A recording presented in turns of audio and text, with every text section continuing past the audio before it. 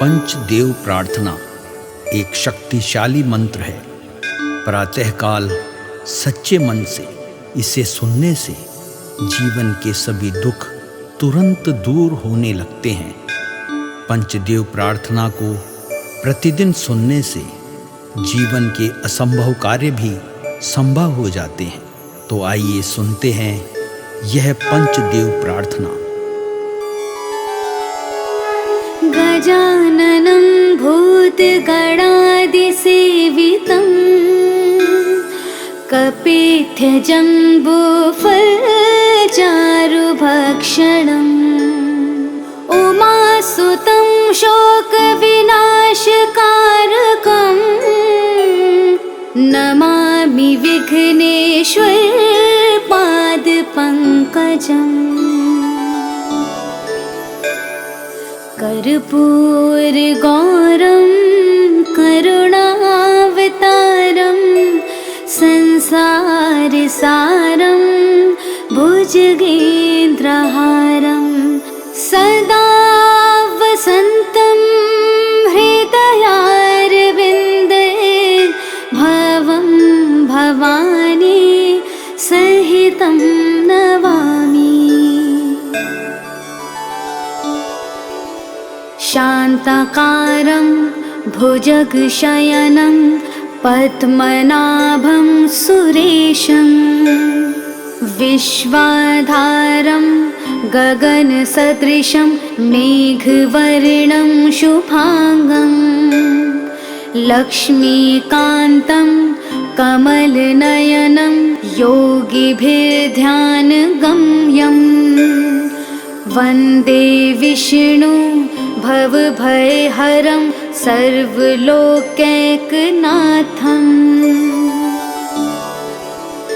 नीलाम्बुजश्यामलकोमलाङ्गं सीतासमारोपितवामभागं पाणो महासायकचारुचापं नमामि रामं रघुवंशनाथम्। मनोजवं मारुततुल्यवेगं जितेन्द्रियं बुद्धिमतां वरिष्ठं वातात्मजं वानुरयूथमुख्यं श्रीरामदूतं शरणं प्रपद्ये। करारविन्देन पादारविन्दं मुखारविन्दे विनिवेशयन्तं वटस्य पत्रस्य पुटेश्यानं बालं मुकुन्दं मनसा स्मरामि। या देवी सर्वभूतेषु शक्तिरूपेण संस्थिता नमस्तस्यै नमस्तस्यै नमस्तस्यै नमो नमः। नीलाञ्जनासमाभासं रविपुत्रं यमाग्रजं छायामार्तण्डसम्भुतं तं नमामि शनैश्चरम्। गजाननं भूतगणादिसेवितं कपित्थजम्बूफलचारुभक्षणम् उमासुतं शोकविनाशकारकं नमामि विघ्नेश्वरपादपङ्कजम्। कर्पूरगौरं करुणावतारं संसारसारं भुजगेन्द्रहारं सदा वसन्तं हृदयारविन्दे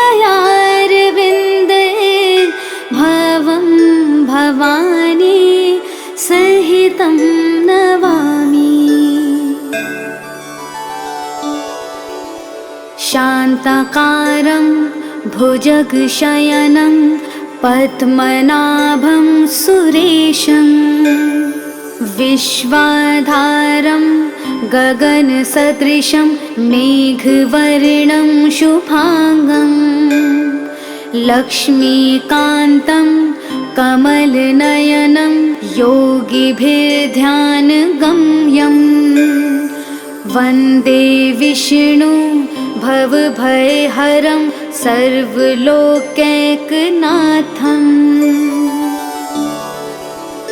नीलाम्बुजश्यामलकोमलाङ्गं सीतासमारोपितवामभागं पाणो महासायकचारुचापं नमामि रामं रघुवंशनाथम् मनोजवं मारुततुल्यवेगं जितेन्द्रियं बुद्धिमतां वरिष्ठं वातात्मजं वानुरयोधमुख्यं श्रीरामदूतं शरणं प्रपद्ये करारविन्देन पादारविन्दं मुखारविन्दे विनिवेशयन्तं वटस्य पत्रस्य पुटेश्यानं बालं मुकुन्दं मनसा स्मरामि। या देवी सर्वभूतेषु शक्तिरूपेण संस्थिता नमस्तस्यै नमस्तस्यै नमस्तस्यै नमो नमः। नीलाञ्जनासमाभासं रविपुत्रं यमाग्रजं छायामार्तण्डसम्भुतं तं नमामि शनैश्चरम् गजाननं भूतगणादिसेवितं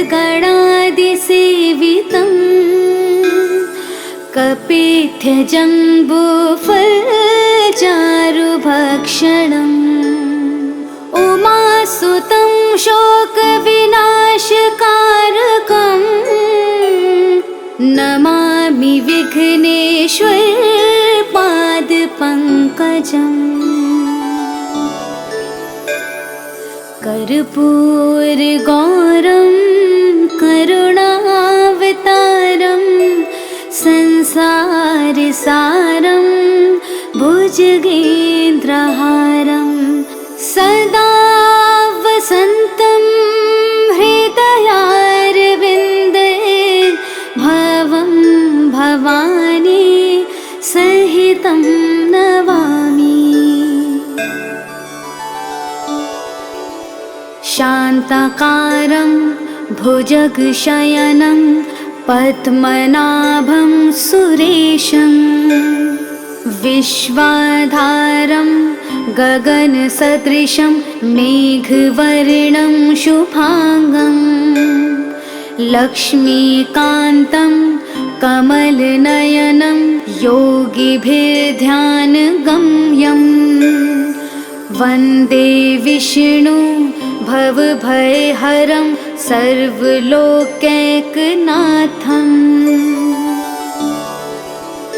नीलाम्बुजश्यामलकोमलाङ्गं सीतासमारोपितवामभागं पाणो महासायकचारुचापं नमामि रामं रघुवंशनाथम् मनोजवं मारुततुल्यवेगं जितेन्द्रियं धीमतां वरिष्ठं वातात्मजं वानुरयोधमुख्यं श्रीरामदूतं शरणं प्रपद्ये। करारविन्देन पादारविन्दं मुखारविन्दे विनिवेशयन्तं वटस्य पत्रस्य पुटेश्यानं बालं मुकुन्दं मनसा स्मरामि। या देवी सर्वभूतेषु शक्तिरूपेण संस्थिता नमस्तस्यै नमस्तस्यै नमस्तस्यै नमो नमः। नीलाञ्जनासमाभासं रविपुत्रं यमाग्रजं छायामार्तण्डसम्भूतं तं नमामि शनैश्चरम्। गजाननं भूतगणादिसेवितं कपित्थजम्बूफलचारुभक्षणम् उमासुतं शोकविनाशकारकं नमामि विघ्नेश्वरपादपङ्कजम्। कर्पूरगौरं करुणावतारं संसारसारं भुजगेन्द्रहारं सदा वसन्तं हृदयारविन्दे भवं भवानी सहितं नमामि।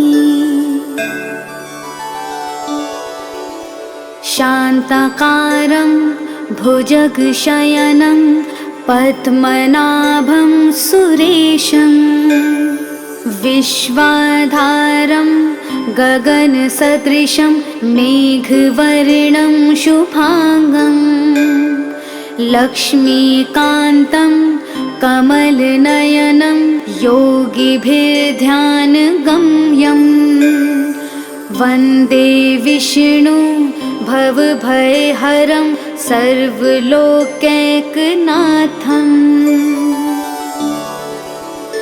नीलाम्बुजश्यामलकोमलाङ्गं सीतासमारोपितवामभागं पाणो महासायकचारुचापं नमामि रामं रघुवंशनाथम्। मनोजवं मारुततुल्यवेगं जितेन्द्रियं बुद्धिमतां वरिष्ठं वातात्मजं वानुरयोधमुख्यं श्रीरामदूतं शरणं प्रपद्ये। करारविन्देन पादारविन्दं मुखारविन्दे विनिवेशयन्तं वटस्य पत्रस्य पुटेश्यानं बालं मुकुन्दं मनसा स्मरामि। या देवी सर्वभूतेषु शक्तिरूपेण संस्थिता नमस्तस्यै नमस्तस्यै नमस्तस्यै नमो नमः। नीलाञ्जनासमाभासं रविपुत्रं यमाग्रजं छायामार्तण्डसम्भुतं तं नमामि शनैश्चरम्। गजाननं भूतगणादिसेवितं कपित्थजम्बूफलचारुभक्षणम्। उमासुतं शोकविनाशकारकम् नमामि विघ्नेश्वर पादपङ्कजम्। कर्पूरगौरं करुणावतारं संसारसारं भुजगेन्द्रहारं सदा वसन्तं हृदयारविन्दे भवं भवानी सहितं नमामि। शान्ताकारं भुजगशयनं पद्मनाभं सुरेशं विश्वाधारं गगनसदृशं मेघवर्णं शुभांगं लक्ष्मीकान्तं कमलनयनं योगिभिर्ध्यानगम्यं वन्दे विष्णु भवभयहरं सर्वलोकैकनाथम्।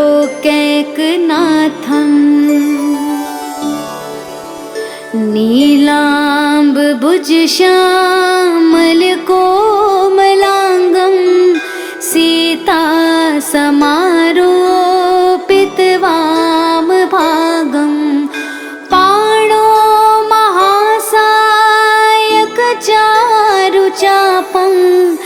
नमामि रामं रघुवंशनाथम्।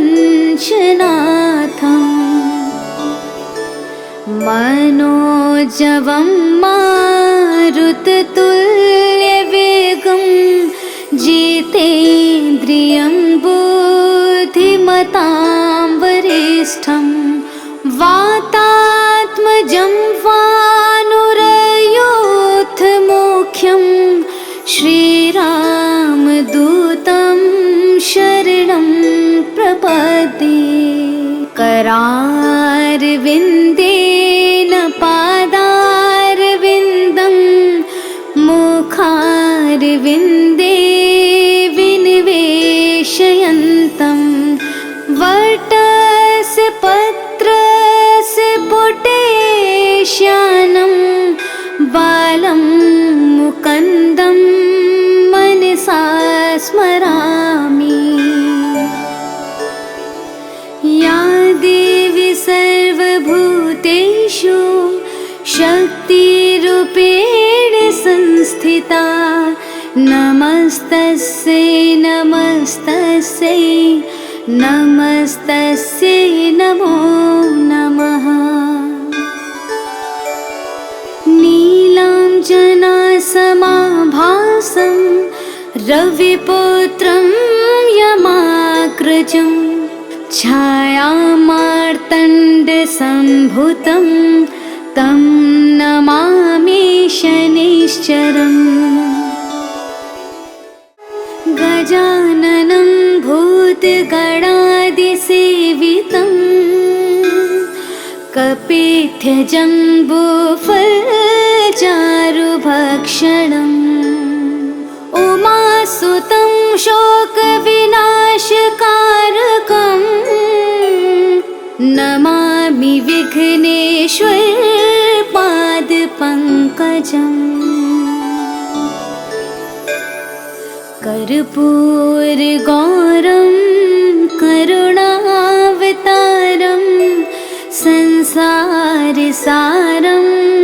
भुजगेन्द्रहारं सदा वसन्तं हृदयारविन्दे भवं भवानी सहितं नमामि। शान्ताकारं भुजगशयनं पद्मनाभं सुरेशं विश्वाधारं गगनसदृशं मेघवर्णं शुभांगं लक्ष्मीकान्तं कमलनयनं योगिभिर्ध्यानगम्यं वन्दे विष्णु भवभयहरं सर्वलोकैकनाथम्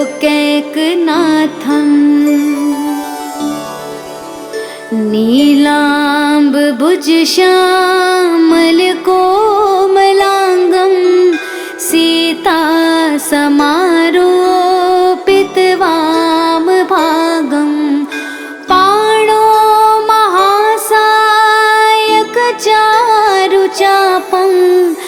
नमामि रामं रघुवंशनाथम् मनोजवं मारुततुल्यवेगं जितेन्द्रियं बुद्धिमतां वरिष्ठं वातात्मजं वानुरयूथमुख्यं श्रीरामदूतं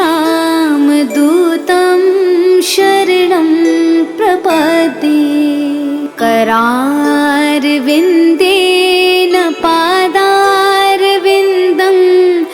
मुखारविन्दे विनिवेशयन्तं वटस्य पत्रस्य पुटेश्यानं बालं मुकुन्दं मनसा स्मरामि। या देवी सर्वभूतेषु शक्तिरूपेण संस्थिता नमस्तस्यै नमस्तस्यै नमस्तस्यै नमो नमः।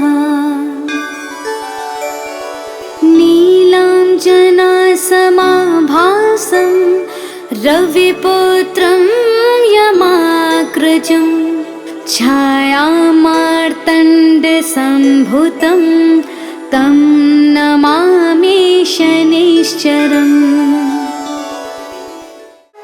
गजाननं भूतगणादिसेवितं कपित्थजम्बूफलचारुभक्षणम् उमासुतं शोकविनाशकारकं नमामि विघ्नेश्वरपादपङ्कजम् कर्पूरगौरं करुणावतारं संसारसारं भुजगेन्द्रहारं सदा वसन्तं हृदयारविन्दे भवं भवानी सहितं नमामि। शान्ताकारं भुजगशयनं पद्मनाभं सुरेशं विश्वाधारं गगनसदृशं मेघवर्णं शुभांगं लक्ष्मीकान्तं कमलनयनं योगिभिर्ध्यानगम्यं वन्दे विष्णु भवभयहरं सर्वलोकैकनाथम्